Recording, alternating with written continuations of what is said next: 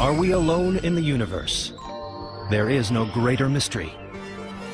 For years, extraterrestrials have taken hold of our imaginations and permeated our culture through countless books, television shows, and films.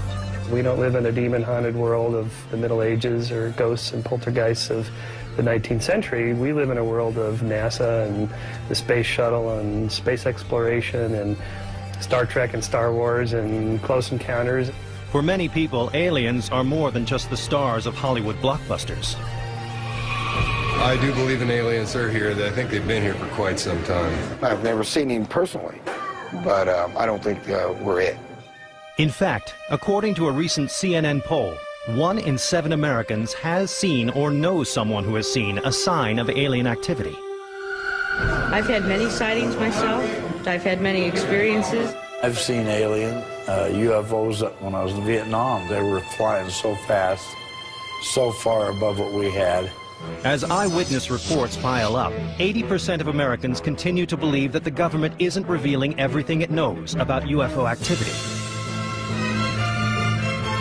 I believe that there's some kind of a mandate to cover up information that would reveal the truth about extraterrestrials.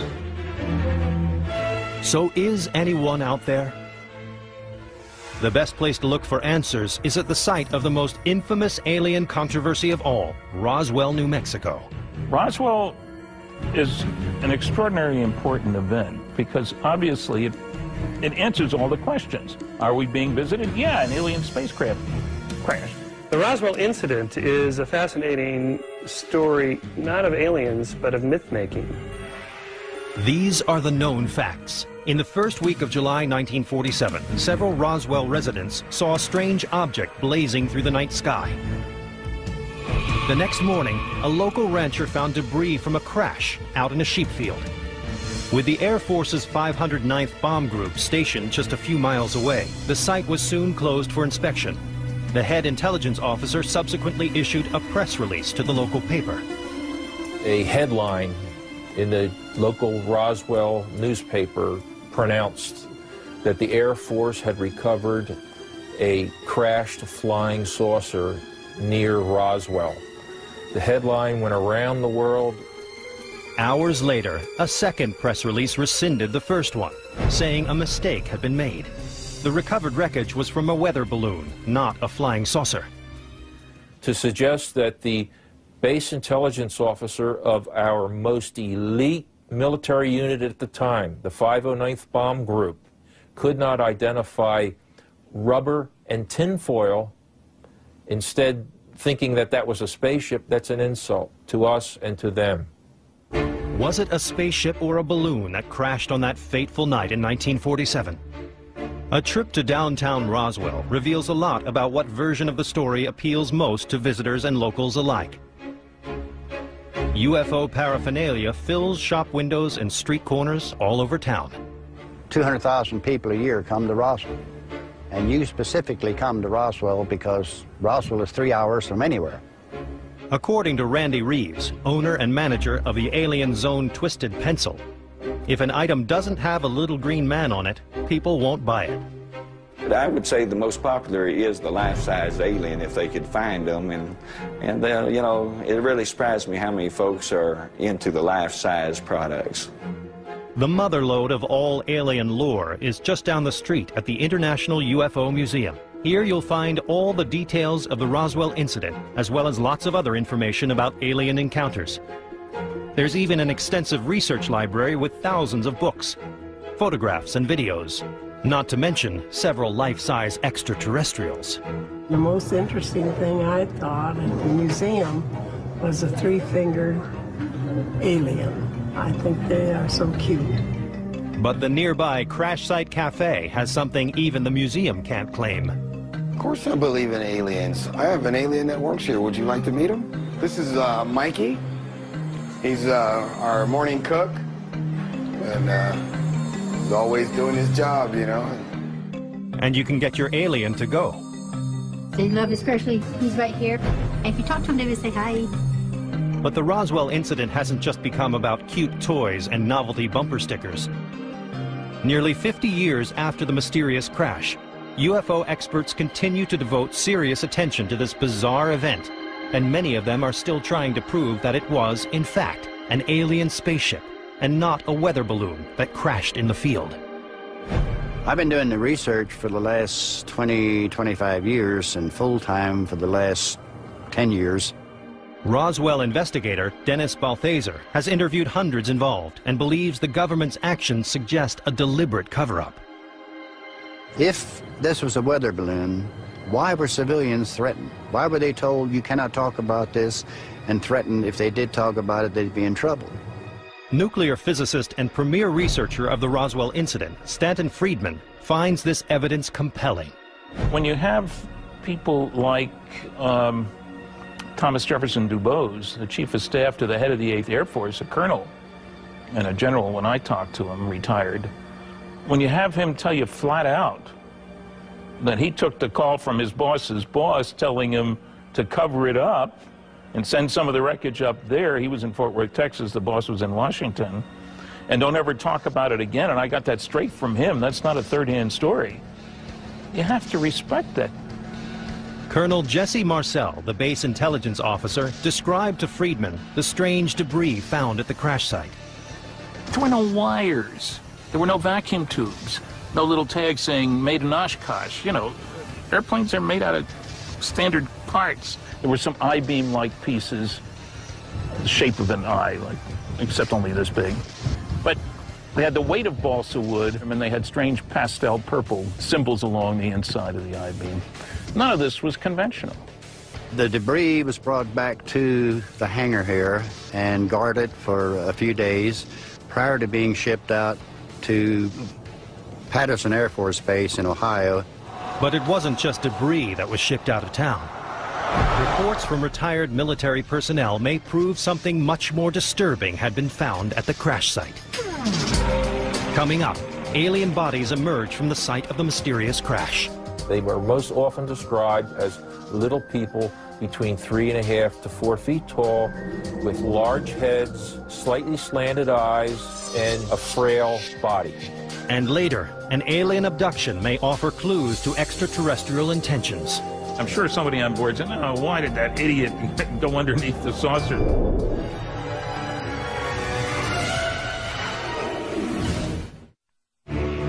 Since 1947, the Air Force has strongly denied that an alien spaceship crashed in Roswell, New Mexico.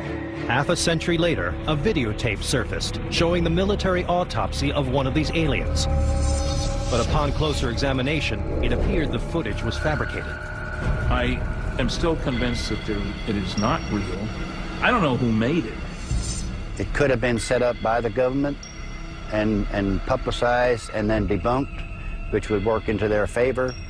At this point, we don't know of any autopsies actually being done. To dispel the public's mounting suspicion, the Air Force in 1997 released a comprehensive rebuttal to all charges of a cover-up and the presence of alien bodies. So they issued a report stating that the people who reported seeing bodies were mistaken. What the Air Force said they saw were mannequins. These mannequins, which were over 6 feet tall. Well, we've done some checking on that story, and the dummies weren't used until 1953, 6 years after the event happened.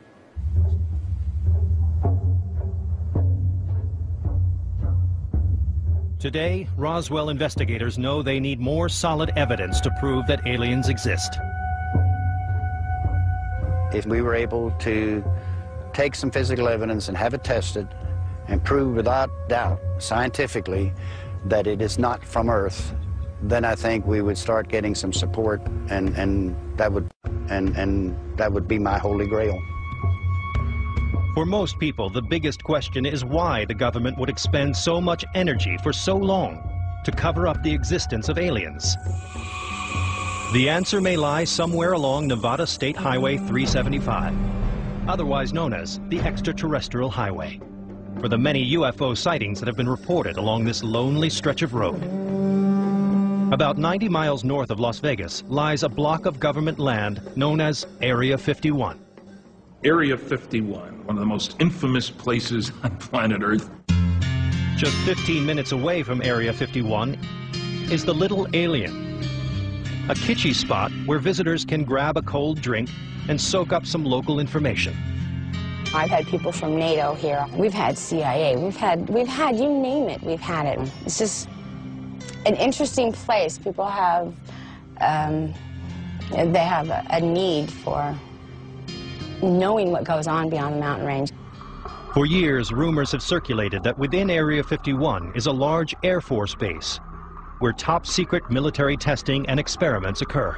Area 51 probably has Aurora aircraft, the successor of the SR-71. I know it's got a lot of, they're called unmanned aerial vehicles. These are these remote-controlled devices, which can even fire rockets. Area 51 is exempted from federal, state, interstate, and local environmental laws. And when questioned, the government's response is no comment. There's quite a bit that happens just over the mountains here. You see military exercises, you see flares, you see airplanes, helicopters, unmanned vehicles. Other than that, you see things you can't explain. It's difficult to locate Area 51 since it's not on any map. The airspace over the area is heavily restricted and high fences surround the perimeter. Trespass here at your own risk. If you're on the ground, there are sensors all over the place to pick up motion of things that shouldn't be there.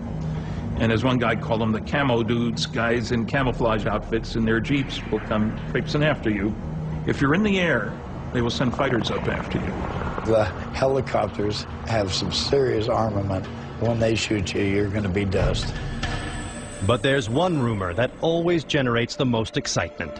I thought that they had reverse engineered the spacecraft that supposedly they found crashed in this area. That rumor stems from the experience of Bob Lazar, who claims he worked at an ultra-secret division of Area 51 called S4. S4 was built and maintained only for one reason, and that was to house and to test any other recovered alien technology vehicles. Lazar says he was a trained physicist at the Los Alamos nuclear facility, and that in 1989 he was approached about a secret government research project and flown to Area 51. Lazar initially thought the spaceship had been developed by the U.S. military. They said, this is an alien craft and we want to be able to duplicate it and we want to know how the thing works. As the senior staff physicist, Lazar was in charge of analyzing the ship's propulsion system. Here was an incredibly complex system. There was nothing even as simple as wiring connecting subsystems together. So it operated more like magic. Every single waste thing that was going on was being utilized by something else. So it was, for all intents and purposes, completely perfect. Over the next few months, Lazar and his team made little progress in understanding how the craft worked. We were dealing with something that could have some just fantastic impact, but at the time we didn't even have the slightest chance on how to duplicate the system or really even understand what was going on. It wasn't your typical day job. Lazar would get called into work erratically, sometimes late at night. After 6 months, the calls stopped coming. Lazar told a few close friends about his experience, and then things got scary. They started following me around more than usual.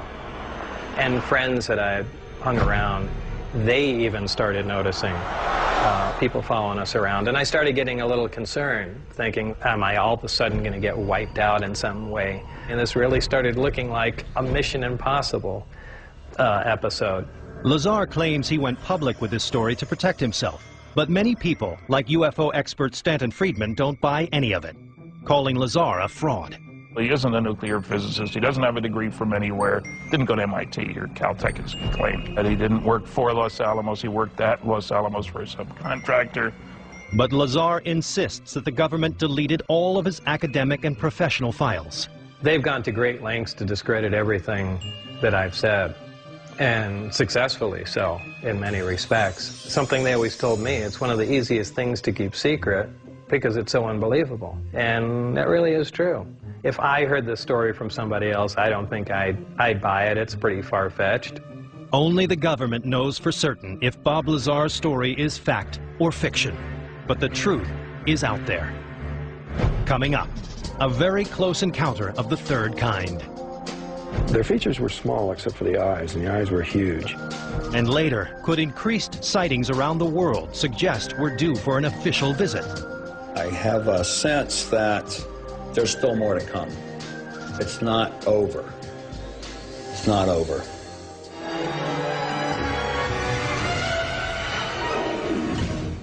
Three hours north of Phoenix, the small town of Snowflake lies at the edge of Arizona's White Mountain region.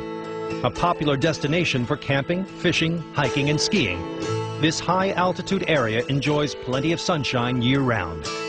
But you don't want to be stranded on these mountains on a cold, dark night. Just ask Travis Walton. Born and raised in Snowflake, he's still haunted by his intimate encounter with alien beings more than 30 years ago. For years after the incident, it occupied my every thought all the time. It's something I just couldn't shake out of my mind. At the time, Travis was 22 and working on a logging crew in the Sitgreaves National Forest, just outside of town. On November 5th, 1975, the team of 7 men piled into a pickup truck after a long day's work and headed home just after dusk. We're coming down this road, and we saw some glimmers of light coming through the trees off to the side, up ahead. We were thinking, well, maybe a forest fire or maybe an airplane had crashed and was hanging up there in the trees or something, because it was just something really very strange. As the men got closer to the source of the light, they all fell silent. We looked off to the right side, and we saw this object. This was less than 100 feet away, this glowing metallic object hovering there, outlined against the sky. Just the most incredible thing we'd seen. Somebody yelled out, "It's a spaceship." I mean, it was just incredible. And I yelled, "Stop the truck." To the horror of the other men, Walton got out of the vehicle. And they started yelling at me to stop and get back in the truck. But at that point, you know, the way I was back then, you young guys, I was kind of showing off for the crew. He walked slowly towards the mysterious craft until he was almost underneath it. I was just standing there looking up at this thing, and I could feel this vibration coming from it, the sound. It's just a strange mixture of high-frequency tones and this low rumble that you could feel more than hear, actually. It was like reflecting light at the same time it was giving off light. Suddenly it rose up a little bit, and the sound kind of got louder, and it started making this sort of rocking motion. And those guys just, "Get out of here, let's go, let's go." So I just decided I was going to make a dash for it, and I raised up and turned to go, and wham! I just felt this shock hit me, and it's kind of like an electrical shock. It's just this numbing sort of thing, and I was just unconscious. But the guy said that a blast of energy come out of the bottom of this thing, and it just lit up the whole area, just almost blinding. And they said he just picked me up and threw me back through the air. And they said my body went so far and landed so limp, they just thought he'd killed me. In a frenzy of fear, the crew took off, leaving Travis behind.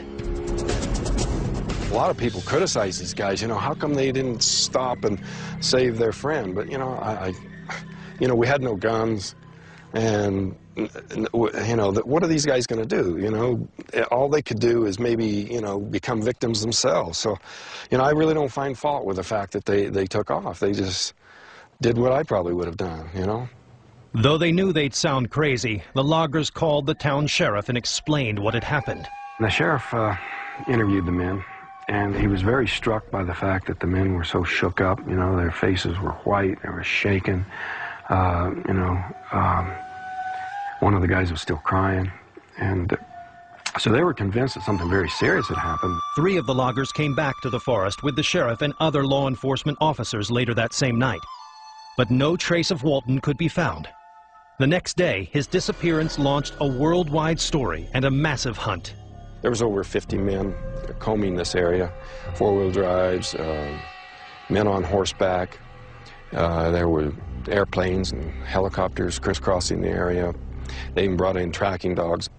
But after 4 days of fruitless searching, it became clear that no one knew where on Earth or elsewhere Travis Walton was. Neither did Walton. When I came to, I was lying on my back on a hard surface, and I could see a light above me. I was thinking I was in a hospital. But Walton soon realized these doctors weren't human. When I finally got where my eyes could focus, I saw this creature standing over me. They were small, just a little over 4 feet tall. They had a mouth and a human arrangement of features, and their features were small except for the eyes, and the eyes were huge. Another group of aliens then held Walton down and placed a mask over his face. That was the last thing I remember. I woke up lying face down on the cold pavement here in the dark, and I could see a light coming from above. I looked up to see this craft hovering there. You know, it was just there for a second when I looked, and it was shot straight up and was gone from sight almost instantly. Walton found himself near the town of Heber, 30 miles from where he had been abducted. He stumbled into the deserted town and called his family from a payphone. When they arrived, Walton learned just how long he had been gone. I thought that this was the same night. They said, hey, feel your face, and I reached up and I had this, 5-day growth of beard, and I looked at the date on my watch, which was days beyond what it was supposed to be, and that was just quite a shock to me. An international media circus soon descended on Snowflake, and it didn't take long before Walton's credibility was put on the line. Then came all these, attacks, claiming that I was hallucinating on drugs, that I'd had a transitory psychosis, all that sort of thing. It was just made it really doubly hard to endure. The furor eventually died down, and life went back to normal for the residents of Snowflake. But not for Travis Walton. Constantly assailed by disbelievers and embraced by fans, he has found it almost impossible to move on with his life. A lot of people think, oh, you were chosen. But I don't like that. And I prefer to think that, I was in the wrong place at the wrong time, and I did the wrong thing, getting too close. For the time being, Walton still doesn't have the answer to the most important question of all. I don't know where they came from, and I don't know who they were. And all I know is what I experienced. So, to me, they're still a mystery. Coming up, accounts from Mexico describe a new and even more terrifying vision in the sky: flying humanoids. Some people think that these are bad aliens that are flying, trying to abduct people. And later, thousands witness an unidentified flying object in the Arizona sky. There were people that were shopping, going in and out of the malls, and they saw it. There were people who were outside jogging, and they saw it.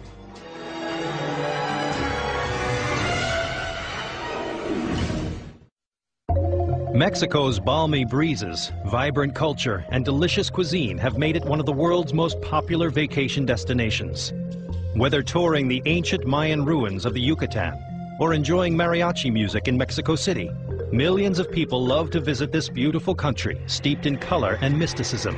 Mexico is known as the land of wonders and mysteries, the land where legend and reality become one. But over the past decade, it seems international travelers aren't the only ones flocking to Mexico.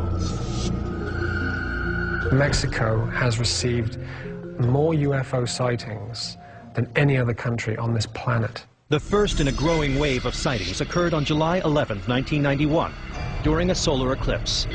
People gathered in Mexico City, one of the most populous cities in the world, to watch this rare event in the sky. What they saw was even more startling. At that moment, when the eclipse began, the people were taping, and suddenly a strange unknown object appeared. They witnessed metallic objects, unidentified flying objects, appear in the sky just as the eclipse was taking place, and remained in the sky as the eclipse was finishing. 17 different people in Mexico City from different vantage points filmed this event.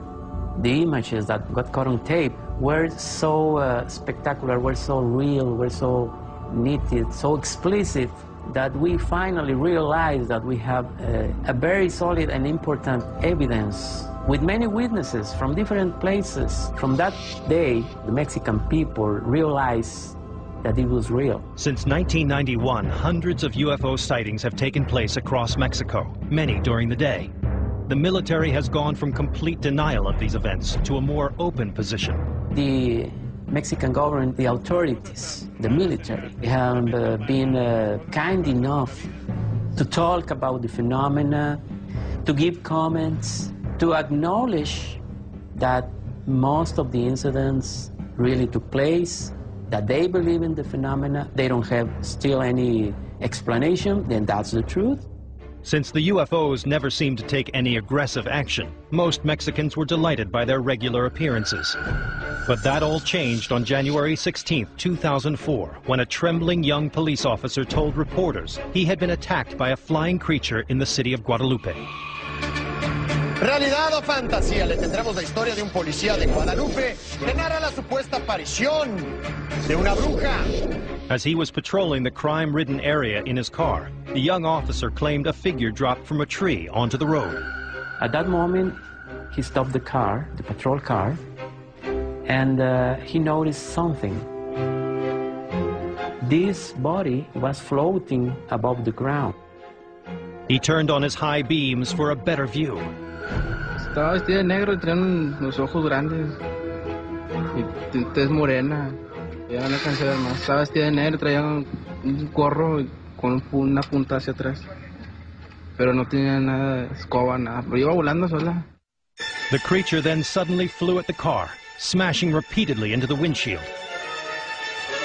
So he put the car in reverse, the patrol car in reverse, trying to run away.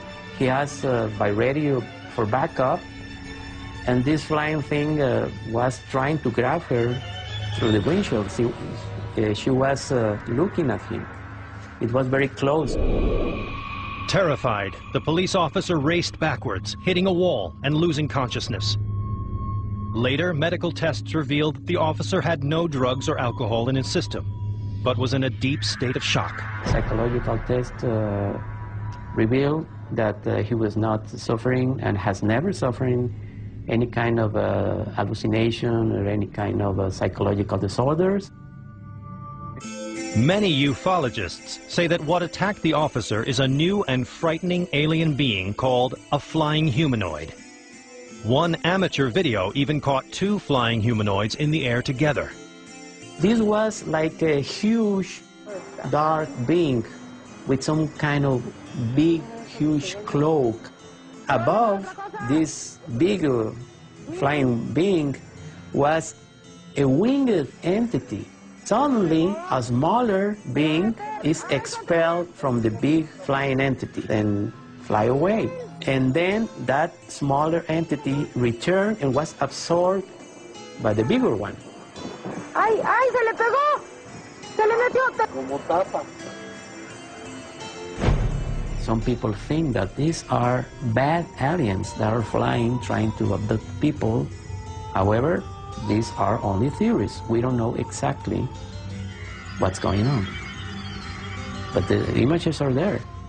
UFO investigator Stanton Friedman doesn't find these images persuasive evidence that the creatures are real. I've looked at a number of reports of flying humanoids. I wasn't terribly impressed. But believers like Ed Sherwood think it won't be long before these creatures and others make themselves known in the United States. The people of America are ready for the fact we're not alone. And I do think that coming up in the very near future, there is going to be an unprecedented UFO event, an event that once and for all affirms that we are not alone. Coming up, some residents of Phoenix, Arizona say they've experienced such an event. Is this proof that we're not alone? Thousands and thousands of people saw it. And later, have aliens been here before? The petroglyphs show objects hovering in the sky and little stick figure people pointing up, looking at it.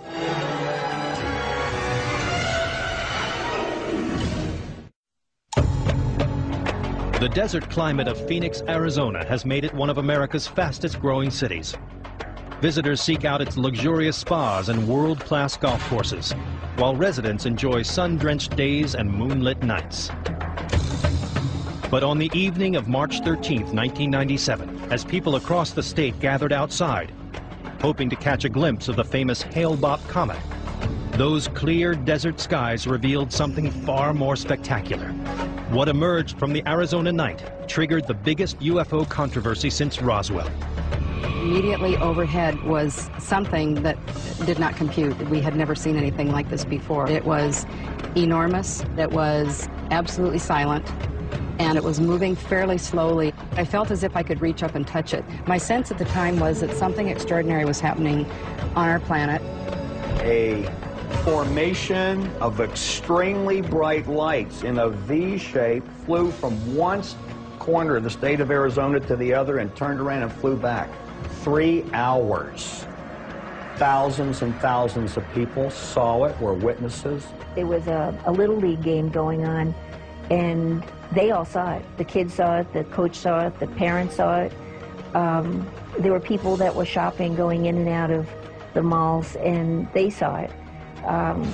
There were people who were outside jogging, and they saw it. The lights took an extremely low path through restricted airspace. And no one seemed to know what these lights could be, or where they came from. Were extraterrestrial beings involved? Concerned, Frances Emma Barwood brought the matter up at a televised council meeting. But city officials quietly urged Barwood to drop the subject. One of the assistant city managers came to me and told me, if anybody asks, you know nothing and don't talk about it. Barwood decided to pursue the mystery further, but no matter what branch of government she turned to, Barwood says she came up against a brick wall. As far as the Phoenix Lights are concerned, the government knows nothing. Barwood believes that if the government had investigated the matter, they would have discovered that a handful of witnesses had also filmed the strange light formation. Jeff Willis, a UFO photographer for over 10 years, was in the mountains above Phoenix that night and shot video of the lights at 7:30 p.m., almost 3 hours before the mass sighting. They were probably, I would say, probably about 35 miles away, and from their size, it's really hard to determine, but I would say they were probably as big as 3 jets put together in length. They were really big, and they were moving very slow. They had to have been something strange, for sure. The footage that revealed the most detail was shot later that evening by a physician who until recently remained anonymous. I was a healthy skeptic when I began all this. Even though I saw something myself, I didn't come forward for 7 years. I stayed anonymous, looking to try to find a logical explanation for what I witnessed. Dr. Kitai first saw the lights in 1995, 2 years before the mass sighting, just a few hundred yards from her secluded home in the mountains above Phoenix. When my husband and I had our first close sighting, it was as close as that tree right there. It was extraordinary. There were 3 amber orbs in a triangle formation just hovering about 50, 75 feet off the ground for minutes. They were about 3 to 6 feet each, very soft amber color, and they didn't glare. And the thought going through my mind was, if I don't get a picture of this, nobody's going to believe it. As I was watching these 2 orbs, it felt that there was an intelligent presence staring back. Was this intelligent presence an alien being? Kitai believes yes. And in January of 1997, 2 months before the mass sighting, she saw the orbs again. This time they were at a distance, and they were far west, and I noticed them, they were in a line formation. As I'm ready to shoot the 3, suddenly 6 amber orbs in a row, equidistant from each other, massive span, it was over a mile wide, popped up over the 3. It was really unnerving. I have to tell you, I started to shake a bit. But I did take 6 pictures in a row. And as it turned out, I caught this unexplained phenomena head on, turning into a V shape as the 3 orbs underneath were disappearing. When Dr. Kitai realized how many other people had seen the lights that night, she decided it was time to share her footage with Village Labs, a high-tech computer imaging company. Founder Jim Dilatoso and his employees have years of experience in exposing fake UFO videos and photographs. I'm a scientist, I'm an experimenter, we're a lab. I hardly ever had said it before that the pictures that we had tested could be an extraterrestrial spacecraft. Using Kitai's video with 2 other videos shot at the same time, technicians were able to triangulate the exact position and path of the lights. We got very involved in converging all the images, matching up the times that the television news was on in the background with each of the cameras, to create a position of greatest likelihood of where the object was placed. However, military personnel claimed that the lights were created by high-intensity flares from an Air Force A-10 aircraft. I think that best explains the eyewitness accounts and the actual videotape that we have of them. I mean, we have pretty good videotape. You can see them sort of coming into the screen, one after another, almost like there's a helicopter or a plane overhead that you can see dropping them one by one. But many Phoenix residents found the government's explanation difficult to swallow. They said, oh, we forgot. There was this group of planes that came in from Maryland, and they flew all the way into Arizona, and nobody knew about it. That's like saying that I can build my own F-15 in my garage and roll it out on the street and then start dropping bombs all over the place and then fly it back down and put it in my garage. And they would say, oh, we don't know what that was because we had no knowledge. I had seen this up close and personal in '95, and nobody can tell me that it was military. This was extraordinary technology in a private gated area. To determine whether the lights were flares or not, the technicians at Village Labs compared the optical properties of the lights to footage of military flares. Our contention is that there is no scientific data that these could be flares. We came to the conclusion that they were orbs, that they were balls, if they were steady, they were consistent. Jim Dilatoso and his team also spoke with hundreds of eyewitnesses about the size and shape of what they saw. It was evolving as a flying machine. It was able to make its wings bigger, smaller. So what, according to Jim Dilatoso, are the Phoenix lights? It's not flares, not A-10 aircraft in formation, not an Aurora aircraft, not a hologram, not a bunch of rich guys in lighter-than-air airplanes in formation. It was an unknown. We couldn't get a match to anything. It's an unknown. An unknown. Those who've seen them believe to be UFOs. Coming up, what did our ancestors know? You go back into the stories from history. There's a guy pointing, and there's looks like a spaceship of some sort. Find out next.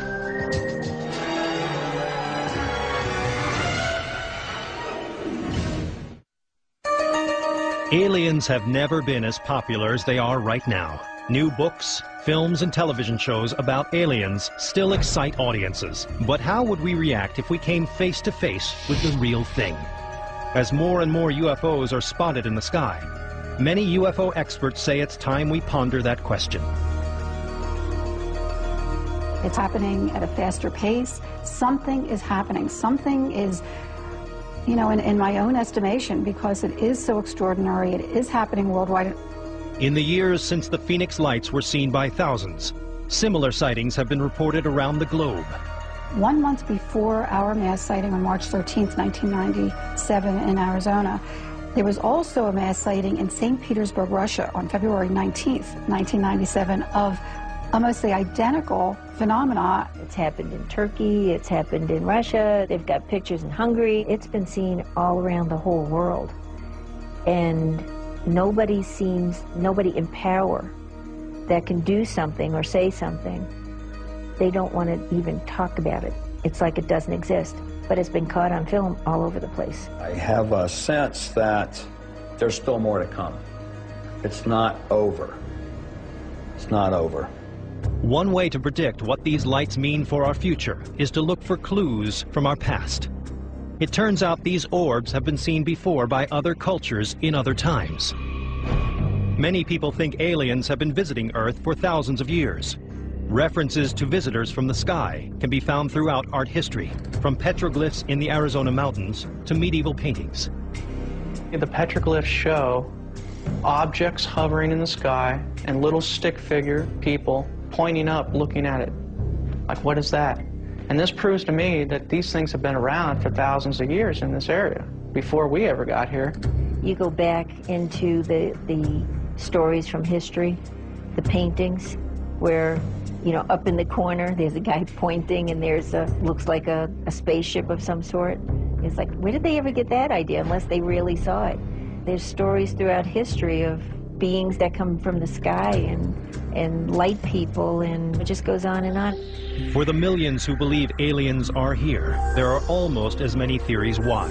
Some say they could be conducting genetic research or mining for rare earth ores. But many UFO experts seem to agree aliens are here to observe our progress. The aliens could have all kinds of reasons for coming here, but surely one of them is to make sure that we don't take our brand of friendship, hostility, out there.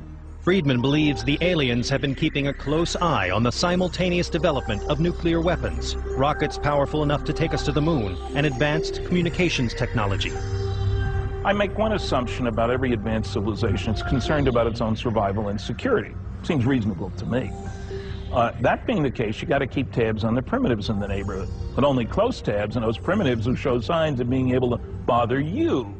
In spite of frightening science fiction films, most people feel that aliens are not a threat to the human race.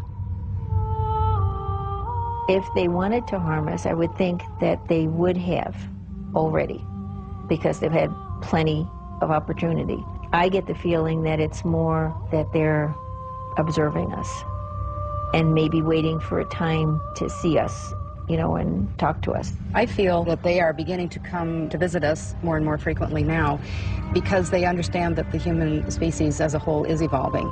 I don't know if these crafts are going to land. I don't know if these beings that we are seeing flying around someday will land and will face us. We don't know.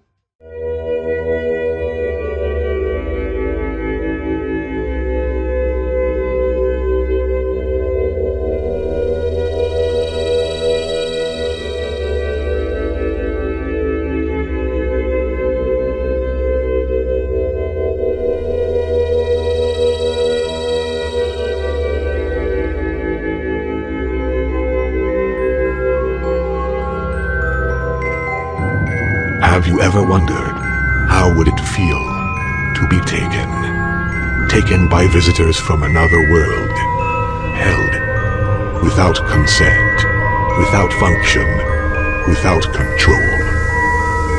Have you ever contemplated the fact that someday this could happen to you? Maybe it already has. And if it had, have you ever wondered, would you even remember? Over 100,000 abductions are reported each year, although the percentage of real abduction cases is low in comparison to the amount reported, the ones that are true and real. For some viewers, may be disturbing. Calm. These paranormal encounters are intriguing to most, yet for some, an extremely disturbing reality. Betty and Barney Hill might seem unlikely candidates to rewrite UFO history. Betty was a department supervisor in the state government. Barney worked for the Postal Service. They were driving home to New Hampshire from a vacation in Canada when their encounter began. As they motored down Route 3 in the isolated White Mountains, Betty noticed a curious star in the sky that seemed to be following their car. The Hills stopped the car as the light got closer to them.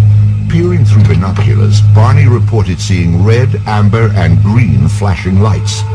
Panicked, Barney jumped back in the car and started speeding down the road. When the Hills arrived home to Portsmouth, New Hampshire, they realized that the trip had taken 2 hours longer than expected. Within days of their sighting, Betty Hill began having nightmares in which she and Barney were taken aboard a flying saucer and then medically examined. The Hills filed a sighting report with NICAP, a newly formed UFO research group. Then the emotional trauma from their experience prompted Barney and Betty Hill to seek the help of Dr. Benjamin Simon, a prominent Boston psychiatrist. Dr. Simon used hypnosis to treat the Hills over the course of several months.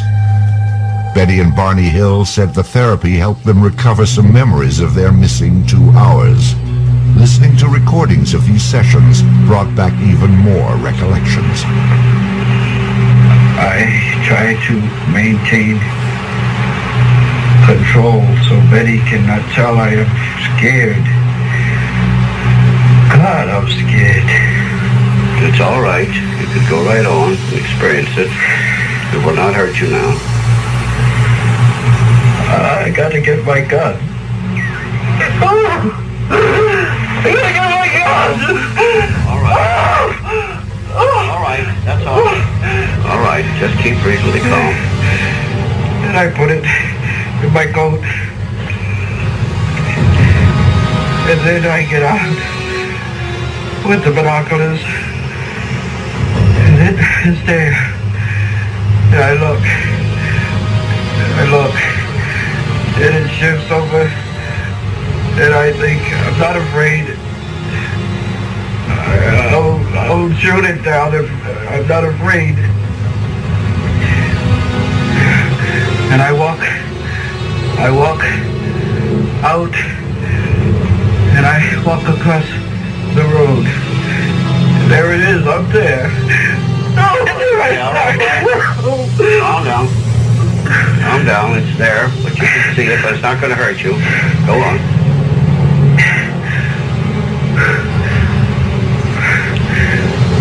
Why doesn't it go away? Look at it.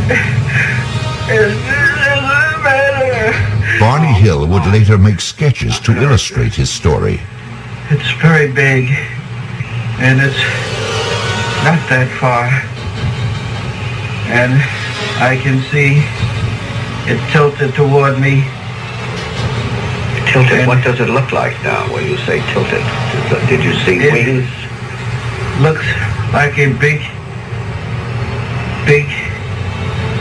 pancake with windows and rows of windows. And rows of windows like a commercial plane? Rows of windows. They're not like a commercial plane because they curve around to the size of this pancake. And I look up and down the road. Can't somebody come tell me this is not there? During her hypnotic regression, Betty Hill described the deeply disturbing events that she said took place inside the landed spacecraft. So then they roll me over on my back, and the examiner has a long needle in his hand, and I see the needle, and it's bigger than any needle I've ever seen. And I asked him what he's going to do with it, and he said just a simple test of alterity. And I asked him what, and he said he just wants to put it in my navel. And it's just a simple test. And I tell him, no, it won't hurt. Don't do it. Don't do it. And he said, no, it won't hurt. And he takes a needle into my navel. And I'm crying, and I tell him it's hurting, take it out. And then the leader, he goes over and he puts his hand, runs his hand in front of my eyes, and he says, I'll be all right. I won't feel it. And all the pain goes away.